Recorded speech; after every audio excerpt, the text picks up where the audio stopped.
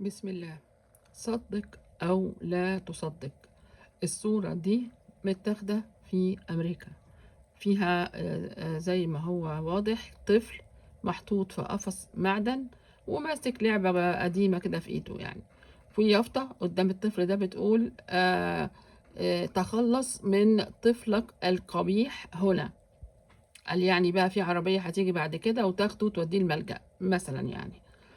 فهنا بيقول لك إن صدر في أمريكا سنة 1867 قانون القبح يجيز للعائلة التخلص من طفلهم ذو المنظر القبيح، وظل هذا القانون سائدا حتى عام 1970، يعني أكتر من 100 سنة.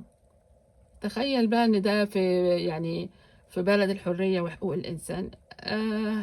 يعني مش عارفة أقول إيه والله، ربنا يهدينا جميعا.